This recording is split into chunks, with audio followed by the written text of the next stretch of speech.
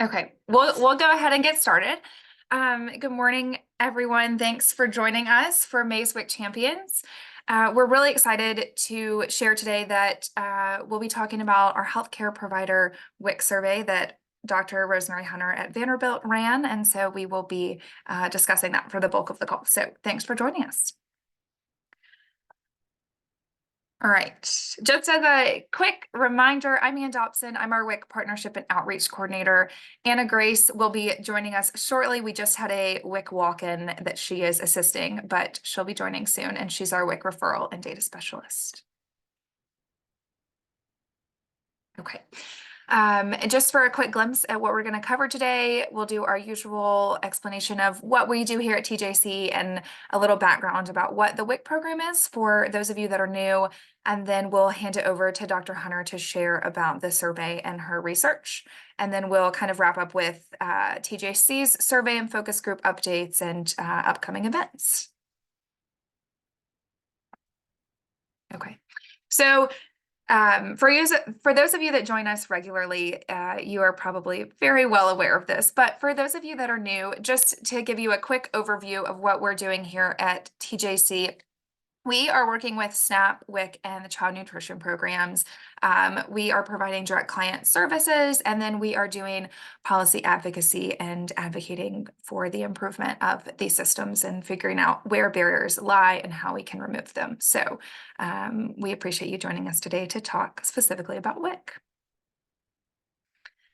And then just a quick overview of what the WIC program is for those of you that are new.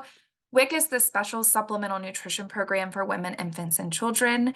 It is a health support program specifically for pregnant people and children up until the age of 5, and it provides an EBT card similar to SNAP that gives funds to buy specific nutritious foods based on the science-backed program. The WIC program also provides nutrition education and counseling, breastfeeding support, and makes referrals out to other health and social services for WIC families. Okay. Dr. Hunter, I'm going to stop sharing my screen and hand it over to you to share yours, if that works. Yes, that works. All right. And as you saw in Ann's slide, I do want to give credit to the medical student who worked with me on creating this survey, Sanaya Krishnapura. She could not, unfortunately, join us today as she is doing clinical work. So for some reason, I'm not sure where I can find to share. Oh, here it is.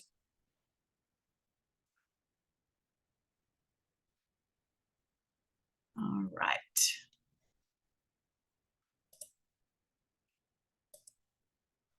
All right, can y'all see the slides?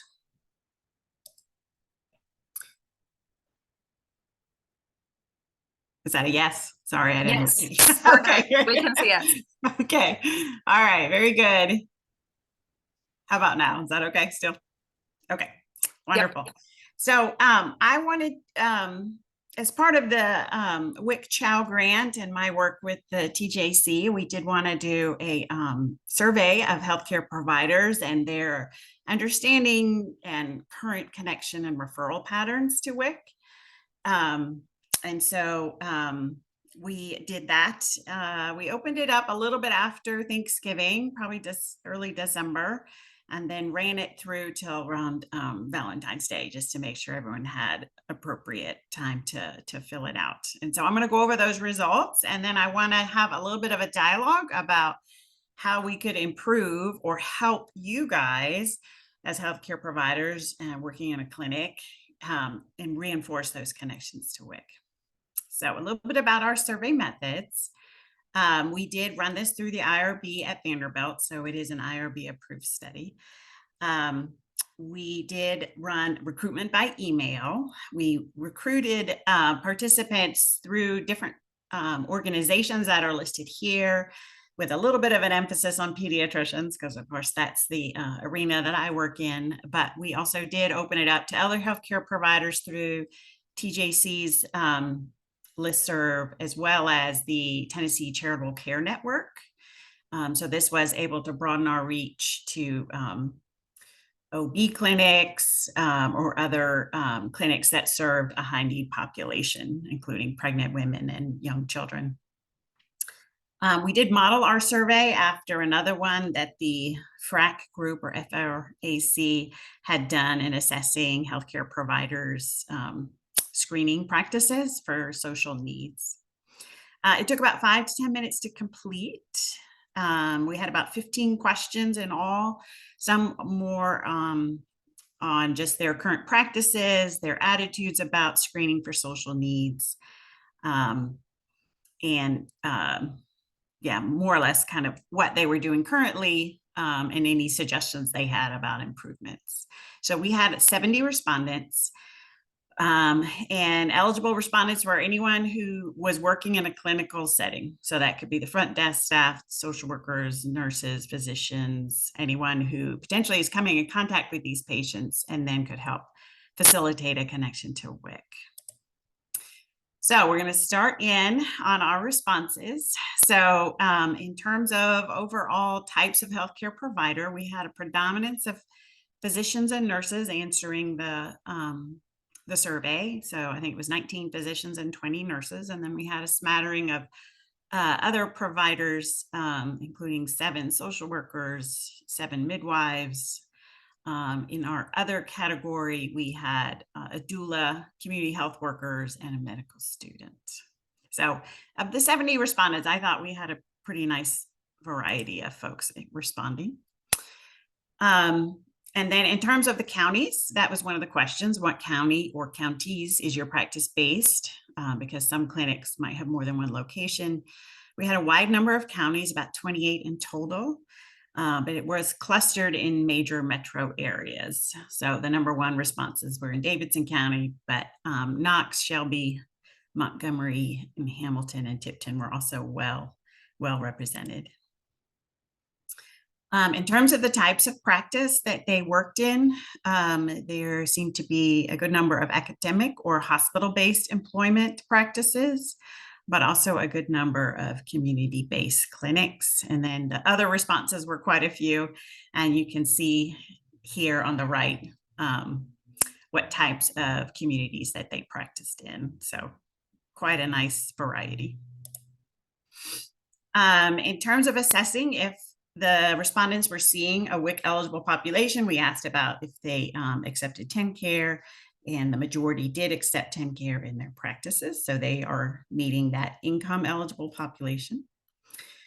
And then in terms of practicing social needs screening, over 80% currently are screening for social needs in their patients and attempting to contact resources. So a little bit like, you know, reaching to the choir, but they are doing some of this work already.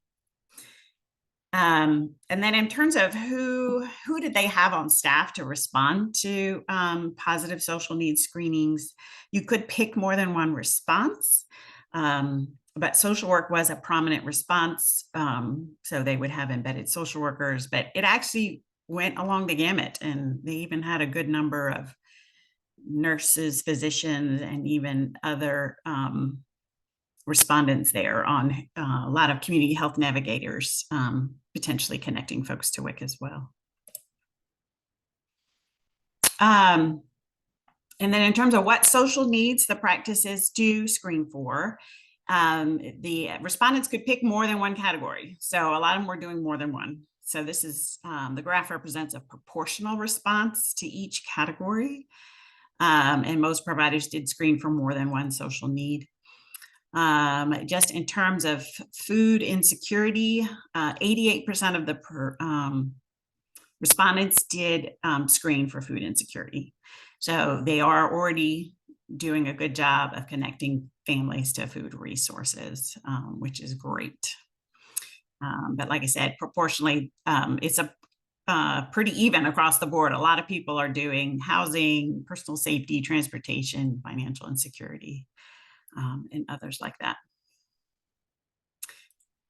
And then this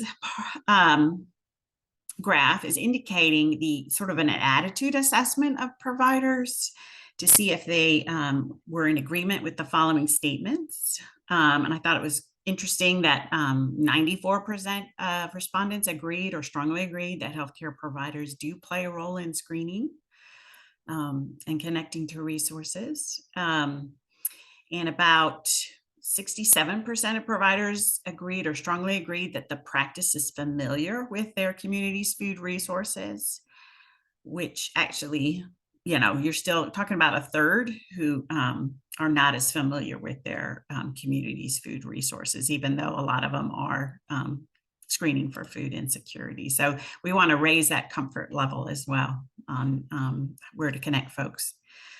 And again, this graph is representing a proportional response to each category. So this is talking about the barriers for screening. And most providers had more than one barrier to screening. So examples, as you see here, limited availability of resources, limited staff, limited time.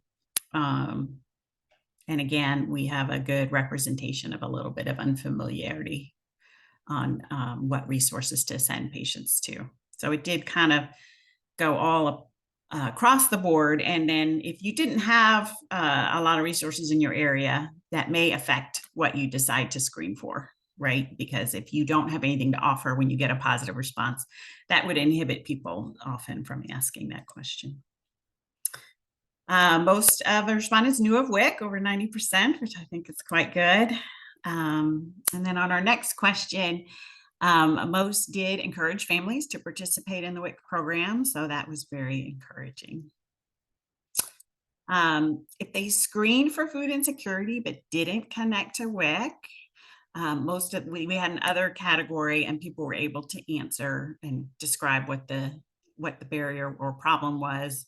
And it was mostly because the patients were not age eligible, so the clinic mainly served a Medicare patient population, or they were not income eligible. So I think for those who are actually seeing younger families and children and young moms, they are connecting their families to WIC. And then different ways or methods that people might encourage participation in WIC. It is also ran across the gamut of different things. So lots of verbal encouragement. So this might mean like asking folks if they're in WIC, do they need more information, encouraging the program in general. Some gave handouts, some posted information in their clinics, and some were even doing electronic communications and direct referrals. Here with the direct referrals, this was roughly 39% of folks were doing direct referrals. And others were a little bit more of a low touch intervention in terms of connecting, but presenting a flyer with information and who to call, those are all great ways to connect folks to WIC.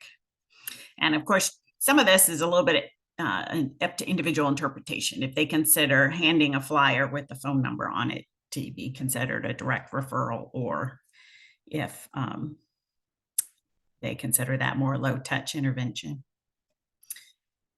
And so when we Dr. asked Hunter, about, yes. Sorry to interrupt you really quickly. I'm not sure that you can see the chat, but someone just dropped a question in the chat, I think pertaining to the last slide, asking if this was based on a formal chart review or self-reporting / self-assessment. And sorry if that was missed earlier. No, I did not mention that. This was all self-reported.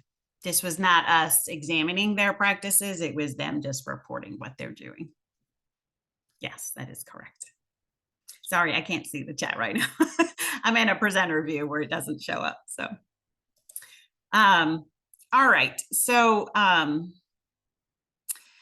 let's see. In terms of making referrals to WIC, when we ask them what specific ways that they connect folks, in addition to their encouragement, we had about 9% doing a direct electronic referral to the WIC clinic. This is what our clinic does, but I know that it is the minority, that a lot of folks are doing more other ways of referring. A lot of people are being able to use their community health workers to connect folks to WIC. Some are referring patients to a local agency or community resource, such as TJC, that might help make that connection to WIC. So a staff support person, a written form that can be faxed in. This one had a signed paper referral. And some folks, when they gave special formulary request forms to WIC, counted that as making a referral. And this was actually one of my favorite sections, was around the additional comments. So this is where I think we could gain some knowledge about what would be beneficial to the different clinical settings on increasing the WIC referrals. So one had comments about the dietary benefit explanation on why WIC offers 2% milk versus whole milk.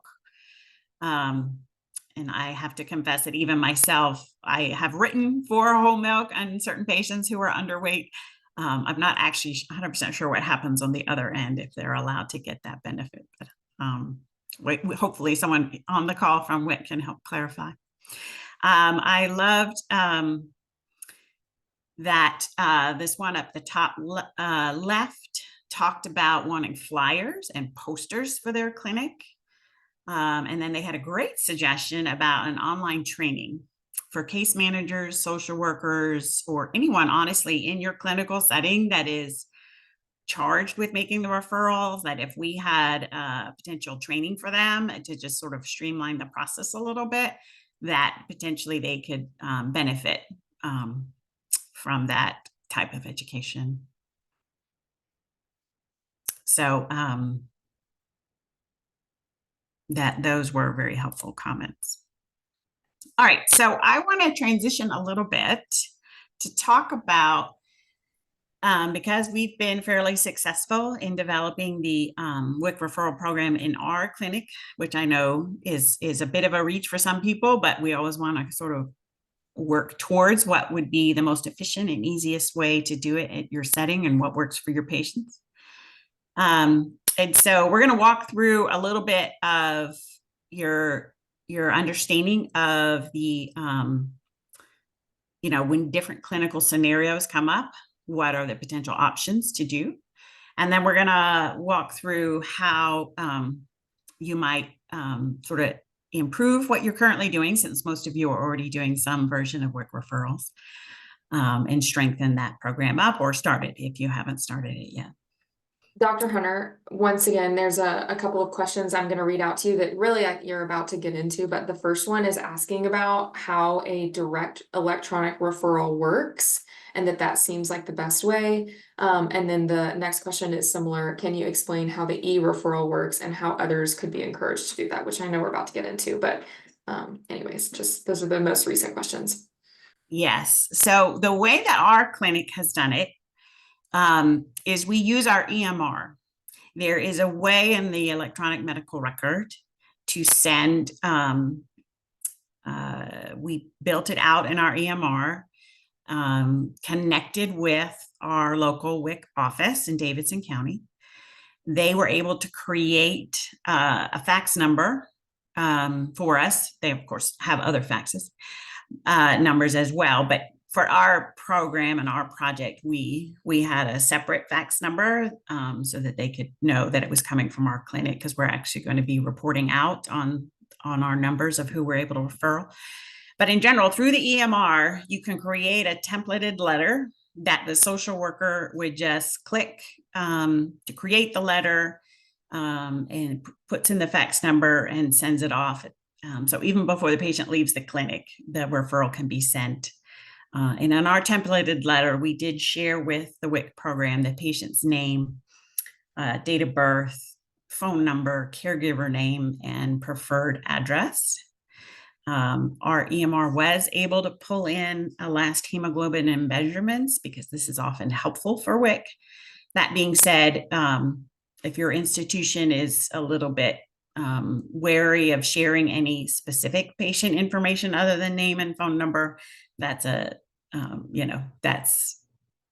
can be a limitation for some sites, but it was pretty easy to do at the time of the visit, and it would get sent directly.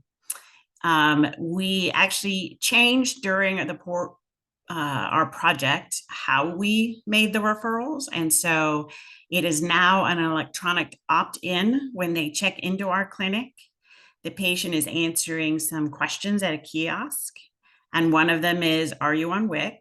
And if they answer no or unsure, and the question is only being offered to WIC age eligible children, because we're a pediatric clinic, the family can then choose if they would like a referral, and they are notified at that time that their name will be shared with the Davidson County WIC office.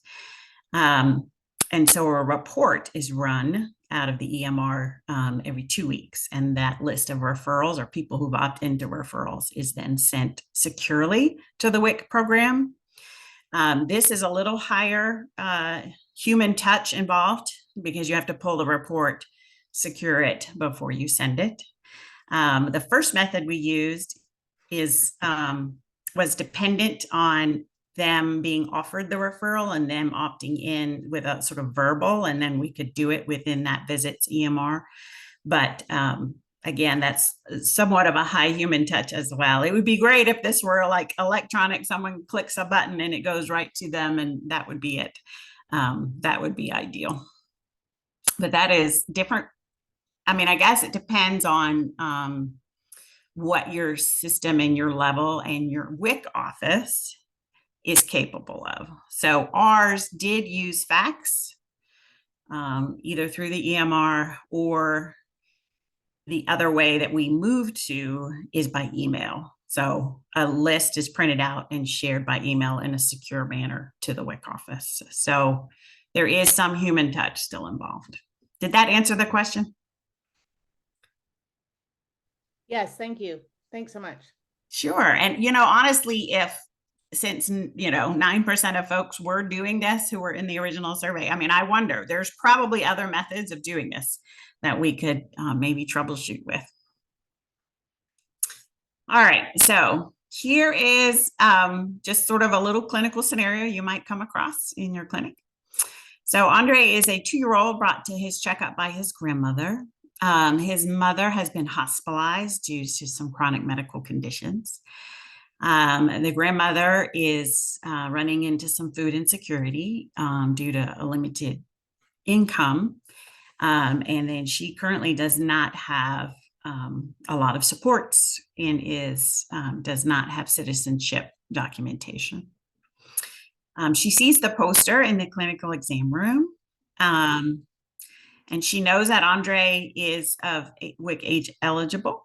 And then she asks, what is possible for her? Does anyone want to unmute and sort of give me ideas on things we could suggest for her?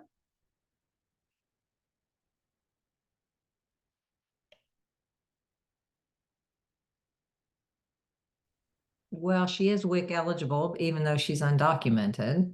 And Correct. as the grandmother, I think she can get the benefits too, or she use the mom's income. I feel like there's a way for that family, surely, to get, we know they're income eligible, and undocumented doesn't keep them from getting benefits. Yes, you have hit the nail on the head. I wanted to make sure that everyone knew that you did not have to be a citizen to access WIC. You only have to have the income and age eligibility. The grandmother can call the WIC office to talk to them. I don't know if it would be the benefit is temporary but there is a way to change when there's a change of caregiver. So if a child is taken from a mother and put in aunt's custody or in grandmother's custody, that benefit follows the child, and that can be transferred to the new caregiver. It would be also great to have translated materials available so that this can be explained to her in her native language. So our WIC clinic has been wonderful at that. Davidson County has a large varied patient population, and across the state there are other WIC clinics with clients of different primary languages, and so they usually often will have translated materials available. So it's always a good question to ask your WIC clinic. All right. So in terms of the process of referrals, there are variability, right? We can do a low touch versus a high touch method of doing it. I mentioned our clinic now has an electronic opt-in. And when we went to the electronic opt-in where the patient checks a box at check-in, we went up tenfold the number of patients we're able to refer. If I don't require a human to ask them, do they want the referral, I was able to greatly increase the number of patients the referral was being offered to. It's be done in batches, and it does not affect significantly the clinic flow. So that is a bit of a high touch method because it takes that infrastructure of building that into your check-in process. You can do visual reminders in the office. So this would be that availability of flyers or posters. So if ours we were able to get from the Davidson County WIC office, and I'm going to share a copy of what that looked like. And they also have translators, so they were able to translate it in our primary languages, which are English, Spanish, and Arabic. But those are great. And so I would hope that our process and our materials that were created in Davidson County could be spread out to other counties. If you have a community resource specialist or a social worker or nursing staff who wants to be a champion in this way, they could assist with making those referrals. If you already have a screening process in place, as we listed in that survey, most are already having a screening process, but could you add a question about needing a WIC referral as part of that natural screening? So it's always best, as you know from QI work, to put a process in place that integrates easily and seamlessly to what's already being done. That is just helps make it part of the routine. Do you need a referral to WIC? Yes, no, and the patient can opt in as part of their social needs screenings that already are happening. Another option that we bandied about in our project was, could we tie it into another process in the clinic flow? So at set visits, whether that be the 12-month visit or the 24-month visit, or if you are an OB clinic at a prenatal visit at 20 weeks, if there's a time or process during those set visits where someone could interact with that age group. So just target one age group or one type of visit and say, let's offer them a WIC referral at that visit. That would be another way to sort of incorporate it into your clinic flow that hopefully would not be too onerous and something that's workable in your setting. And this offer could come from the MAs, it could come from the nurses, it could come from, even if you don't have that social worker or a resource specialist, one of your other clinic staff, or even your front desk folks. And then if you're screening for food insecurity, could that WIC question be added? As I mentioned, if you're already doing certain social needs screening. So those are just some quick ideas that I had, and I'm sure others have other suggestions that might be great. Here is a copy of our WIC flyer that Davidson County WIC office made for us. It is just very basic. It does direct them to the Nashville WIC website, in addition to the phone number that they can call to make an appointment. It helps a little bit for them to understand the who's eligible. So they list the breastfeeding women, women who've recently had a baby, pregnant women, infants, and children up to age 5. So those are great. We have lots of those around the clinic. And then I wanted to give a plug into the official Tennessee WIC referral form that the Tennessee WIC program has created.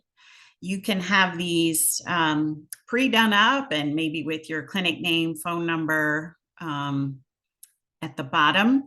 And it lists what you're going to want to do is call your WIC office, make sure you have the right fax number. And then you could have families, maybe, as I mentioned, an idea of, let's say, targeting all 2-year-olds, having this as a piece of paper that they're given at check-in. And if they want a referral or that someone is offering at some point during the visit, that you could collect the name, date of birth, and contact information from the family. And then someone in your office could then be charged with faxing these to the WIC clinic at some regular interval. It's also great when you're reaching out to your WIC office to find out who your contact person is. If you have questions, if you have problems, if you want to streamline this in some way or do it in another format that works better for both of you, that would be great. I can't tell you how great it was to have Lauren Cromer as my main contact at Davidson County WIC. I got this from the state WIC report, but there are 126 WIC clinics across the state. Most counties have one. Bigger metro areas have more than one. I do believe this includes mobile and hospital-based WIC engagement or enrollment opportunities. Davidson County has 7 listed here, and Shelby County has 12, which is like the biggest in the state, which is wonderful. If you don't know about the WIC app, you need to know about it. It has made, you just download it from the App Store, and it is very helpful in while the clients are at the grocery store in terms of scanning barcodes, seeing if it qualifies. You can input your number from the Tennessee WIC card. They'll, I believe, tell you what's on what's left on your remaining balance, a food list. It has recipes. It just really helps that family when they're at the grocery store and at the point of buying the food to connect with what will be covered by their WIC card. And you can scan there if you want to download the app. And it's a wealth of information. And then lastly, I wanted to just have people maybe just think about it for the next, I don't know, 5-10 minutes and either ask questions or think about what you could do at your clinical setting that may move the needle just a little bit more in connecting patients to WIC. Did not mention the statistic at the first part of the presentation, but only about 40% of WIC eligible folks in Tennessee are connected. So that's less than half of the women and children in our state who are eligible are actually participating in the program. And this whole project is our attempt to try and increase that connection to WIC. And I believe healthcare providers play a really key role in encouraging participation in WIC, mainly because of our trusted status by most patients who would qualify. And then also its emphasis on nutrition, since the families are meeting with the nutritionist regularly, the pediatricians and OBs. I mean, we have aligned goals with having that nutrition support for families as well as the food support.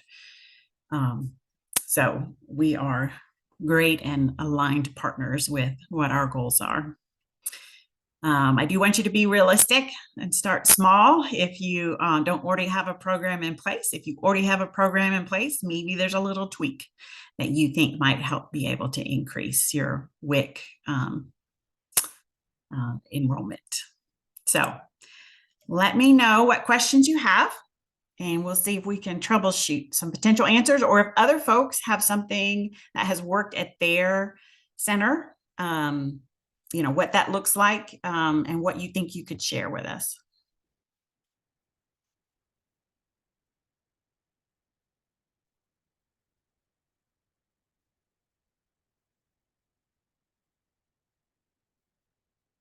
Oh, there's a lot of questions in the chat. Yeah, the chat has been Blowing up. very active. Yes. Oh, I think Alicia, you're raising your hand. Do you mind if I end the slideshow? Is that okay? Sure. Yeah. And I can see more of you guys. Yes.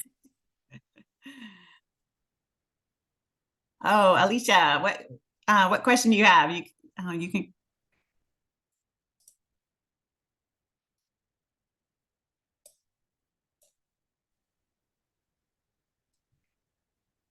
Actually, let's do that. Sorry.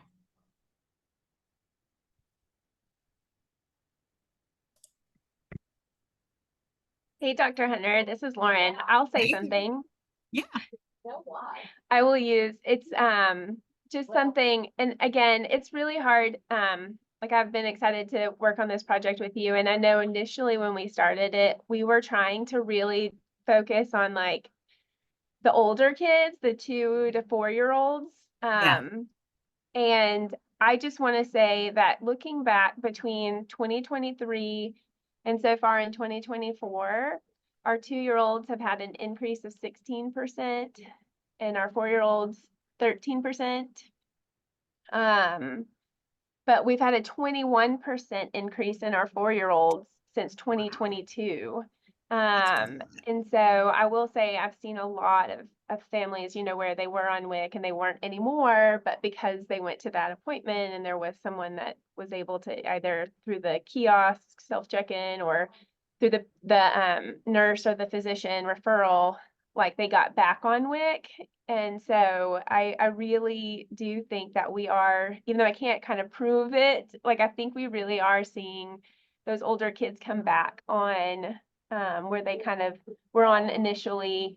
They thought it was just for formula or, they got put on in the hospital, but we're seeing them come back through this ease of connection. So I really appreciate that work you guys do to get them back to us so that we can give them all the new fruits and vegetables that we're giving them as well and keep them on some nutrition comments, because as they get older, I know their diet is less perfect than when they're like Yes. 1.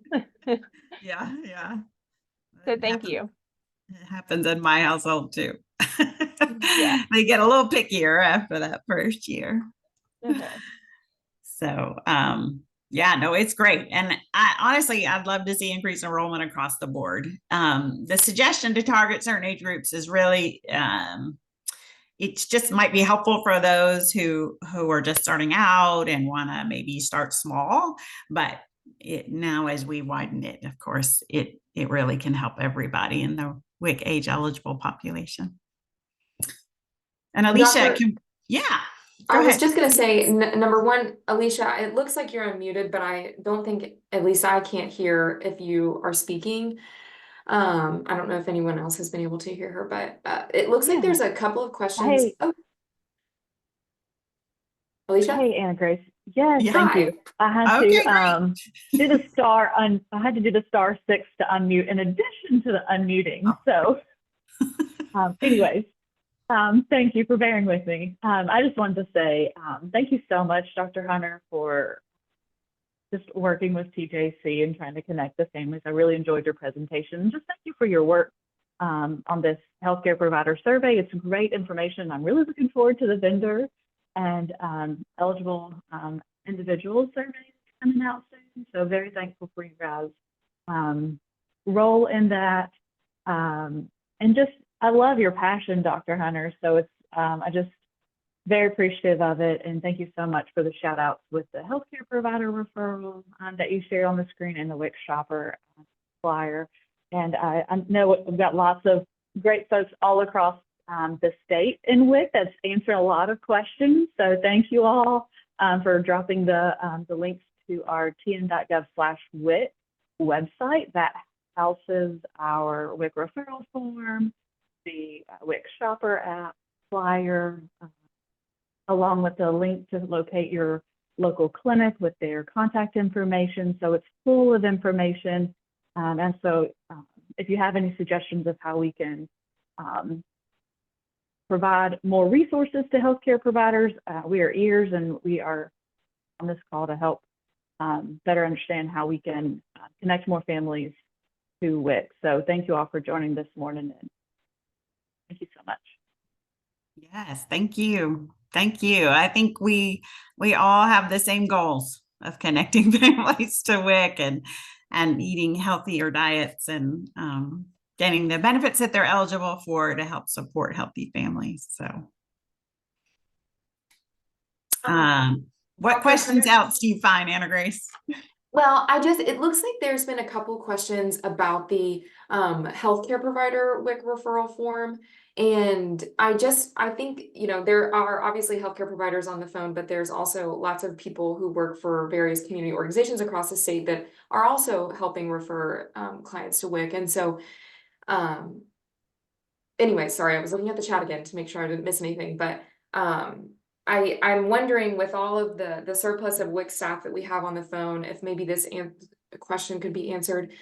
We have several people that have asked over the course of our work and then also here in the chat about using the WIC healthcare provider referral form, but just not filling out the like height, weight, and hemoglobin information because they wouldn't be collecting that, and if that would still serve as a referral to WIC if they, you know, completed it with the contact information of their community organization without the height, weight, and hemoglobin, but with the client's contact information, everything to be sent straight to WIC, if that would suffice as a referral as well.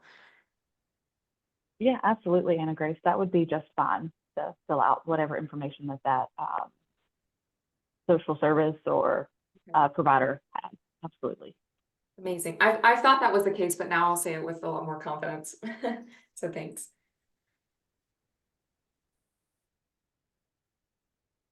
I think Asia did. Oh, sorry. No, go ahead. I was gonna say, Asia, I saw you raise your hand at one point, so just want to circle back and see if you still had a question. Thank you. No, it was answered by that last question.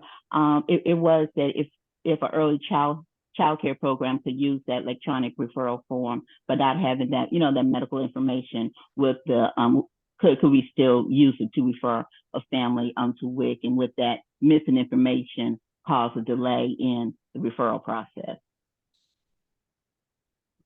No, definitely. I think you can. It is really, they just need to get a hold of the family, and they will have their own process involved in getting heights, weights, measures, or hemoglobins on the child or the family. I think as a healthcare provider, since we're collecting that information at our visits, it's helpful for us to share, because occasionally some visits are still being done remotely or Zoom, you know, during COVID, when we had these federal waivers. It's helpful if we can share our information with them if we were already collecting it, but it is certainly not required for you to make a referral. Thank you. Mm-hmm. I'm Anna Grace. I'm also looking at the chat right now, and I see a question from Jess asking if there's a handout to show how the benefits change as the child gets older. I'm wondering, WIC staff, is that something available for us to use? And if not, Anna Grace, maybe that's something we need to tackle making. But does anyone know of that out there? Hey, thanks, Anne. That's a great question, and I did see that in the chat. The previous ones that were on the website were outdated, so those were removed. And so that is definitely something that we would love to recreate. As you all know, the new food package ruling was recently announced several weeks ago, so we're very excited about that. So definitely in the plans to recreate something like that, because we definitely see the value in that. Thank you.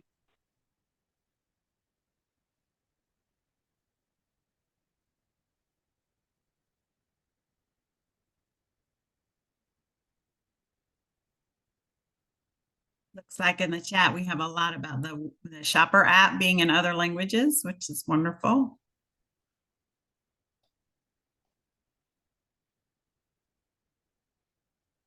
Oh, Dr. Yan has a good question here or comment. It seems a more efficient way for the state to create an electronic option for WIC referral rather than each clinic and system create their own method. That is a thought, isn't it? Is there a chance for that, such as TIS? Yes, TIS has created an electronic referral option where you just go online and input the patient's information. Yeah, I imagine that would take a bit of creation time on their part as well as staff to review it and connect it, but that would be a great idea. Related to that, there is some, well, it's sort of related. There is some work going on at the Tennessee Department of Health and a pilot project called Tennessee Early Connect that is currently connecting moms who are presumptively eligible for TennCare to evidence-based home visiting and in various counties. And then there's a pilot project at Port Orleans and Memphis, but I believe they are also planning to add WIC to that. So that would be a partial answer to what Dr. Yan asked of, because it's not the whole population. That currently that pilot is just presumptive eligibles for TennCare, but it's still, that would be a number of women. But think that's a really good idea that can definitely be suggested through that Tennessee Early Connect at the Tennessee Department of Health. That might help move some of that forward more.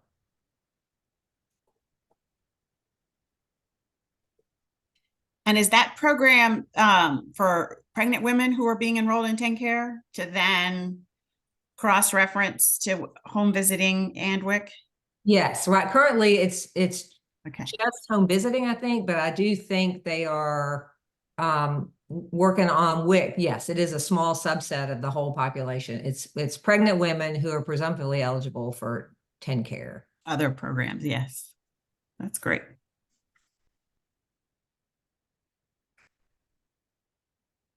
Great ideas.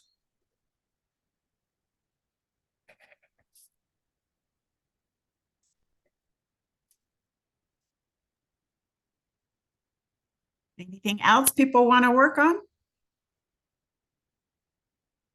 I also kind of to echo what Dr. Yan just shared, and another reason that I think that that would work well is, you know, Dr. Hunter, you've set up a wonderful system with Davidson County, but obviously your patient population is probably not just coming from Davidson County. And so, you know, I think it begins the cycle of the healthcare provider clinic potentially being overworked and not having the capacity to connect all their patients to community resources, and not knowing the community resources or not being connected with the specific WIC and the county that the client or patient may be coming from. And so, yeah, I think, you know, Dr. Rihanna, it does sound dreamy for there to be a statewide referral system. So then it relieved almost the burden from the healthcare provider of knowing who exactly in what county clinic to be connecting the referral to.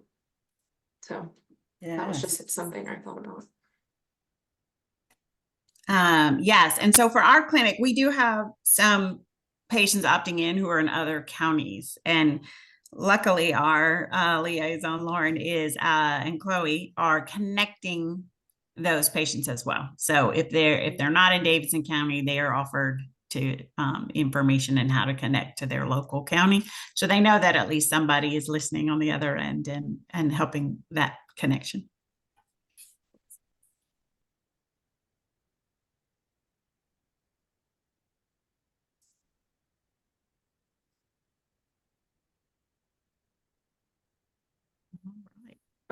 Dr. Hunter, I don't want to cut the conversation short, so I don't know at what point to stop the questions and go back to the slides for a moment. I think we can keep the conversation going as people think of questions. Oh wait, here we've got another thing in the chat. So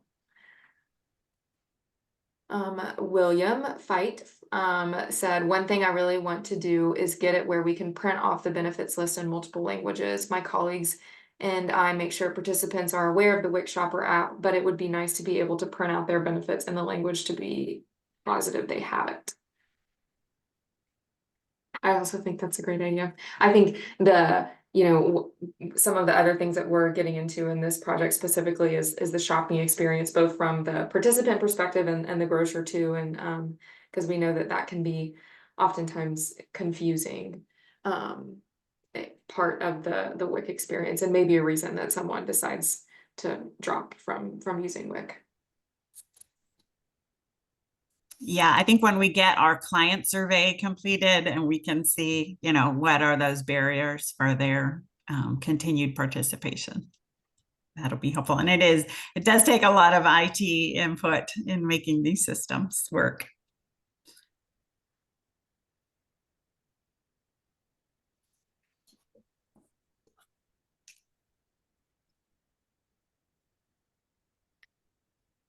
Right. And I know you guys had a couple other things you wanted to cover. So you just tell me when you're at time.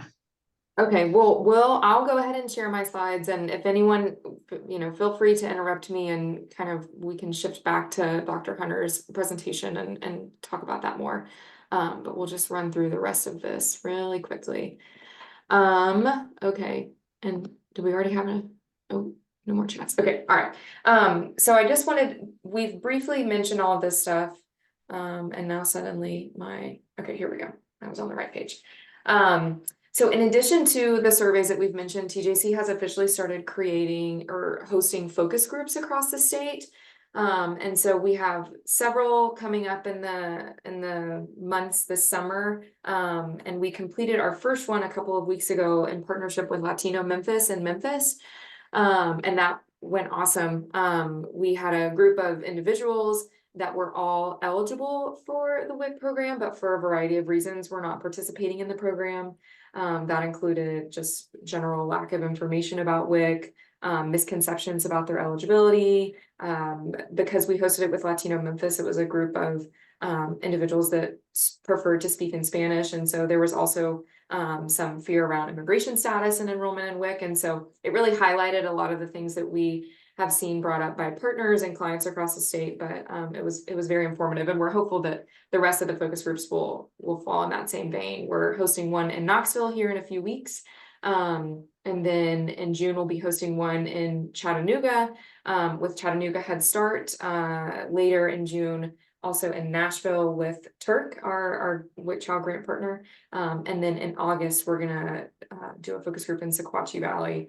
And I'll mention that the focus group in Knoxville is, you know, obviously the closest on the radar, and on the right, you will see it hyperlinked, and obviously we'll send these slides out after the presentation. But if you are in the Knoxville area and know people that would be interested in participating, we haven't determined yet whether or not this group will be in Spanish or English. It kind of just depends on what sort of interest we receive from people filling out the brief survey that we have linked there. And so English, Spanish, if you have a client that maybe you know is eligible for WIC or is using TennCare or SNAP and not participating in WIC, we would love to speak to them. So please encourage them to fill out that form. Once again, the survey updates, obviously the survey for healthcare providers has closed. Dr. Hunter has presented on it, and we had some wonderful information come out of that. So kudos to her. And her medical student too that's been helping, that I know couldn't join us today. But the second survey, and now that I'm seeing we have reversed the numbers here. I wish that the grocers were submitted at 202 responses, but that's actually the number of responses we have for the survey for eligible populations. And so this past week it reached over 200, which was really exciting. And the survey for grocers is at 14. So we had a really productive meeting yesterday with our partner at the Tennessee Grocers Association about how to up those numbers. So we're excited for the responses there too. Once again, a shameless plug, if you work with individuals that are eligible for WIC, or you work with partners that serve families that may be eligible for WIC, obviously feel free to pass them the survey. The survey is in Spanish, English, and Arabic. And it takes anywhere between 10 and 15 minutes based on, you know, the thoroughness that you respond. And so the survey is for everyone to do with WIC, whether or not they're participating in the program. I know we're coming close on time, so I'm speaking quickly. Feel free to stop me if you need to. We just wanted to highlight this most recent USDA report that was published. It gives a really interesting summary and some really helpful graphs about WIC participation, and it's reported from on 2022. And so anyways, you know, I think we're all learning that WIC participation data is a difficult one to capture, because at any given moment, determining, you know, between pregnant mothers and breastfeeding and postpartum and aging children, it can be hard to do. And so this is a really thorough, well done report from the USDA that we wanted to make sure that everybody in our network it was on their radar to look at. Also another WIC update, our partner at the Tennessee Grocers and Convenience Store Association highlighted this, and I think milk has been mentioned several times on the call and in the chat. And so there's been a slight change in the milk that is able to be purchased. I don't know to the depths what the update is, but I think if you have clients that mention being confused in the grocery store about, you know, that they previously could buy 2% milk and can't buy it now, or vice versa, it may be a part of this update. So we wanted to flag that for everybody as well. And then just our general upcoming events. As usual, TJC loves to host a working group, and so we've got one on all the programs. SNAP Access will be hosted on May 16th. If you are interested in the same way that WIC Champions provides some just general updates about WIC to help partners stay informed across the state, SNAP Access does the same. The TJC's just general monthly webinar this year will be about senior hunger and that population receiving and using SNAP. We also have our Healthy Meals, Healthy Kids webinar that's targeting advocacy for school meals. And then we'll also transition a little bit in the summer to conversations about summer EBT or handouts, and that may be a separate webinar, but we'll provide that clarification in the follow-up.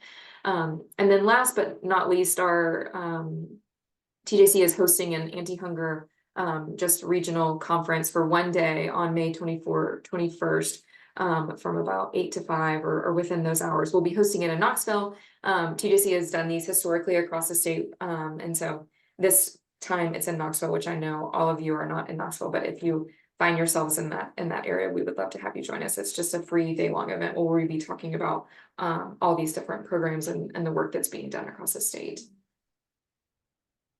And that is really the end. If you have any questions, obviously this is our nutrition team. Feel free to reach out to us. And thanks for joining us today. Especially thanks to you, Dr. Hunter, for all the good work that you're doing and sharing it with us. And thank you to our providers who shared and all of the WIC staff that responded to their questions in the chat. We really appreciate it. And I know that I sped through those last few slides, so I'm not going anywhere for the next several minutes if anyone has questions or comments or things that they'd like to share. But thanks for joining us. Thank you. Yes, thank you.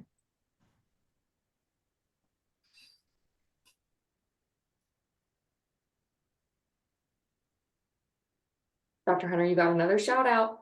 Yeah, I just saw that. Great work. Very nice. Thank you. I meant to tell you, Anne and Anna Grace, that when I presented our work at the Academic Society meeting this past week, that it was very well received. Everyone was very impressed. So That's awesome. Was that your trip to Toronto? Was that the conference? Yeah, that was the trip. Awesome. That's so cool. Yeah. So, and that audience was primarily healthcare providers? It was yes, primary pediatricians, and those interested in connections to community resources and food insecurity screening. So it was great. All right. Thank you, ladies. Thank you, Dr. Hunter. Bye, Dr. Hunter. Bye.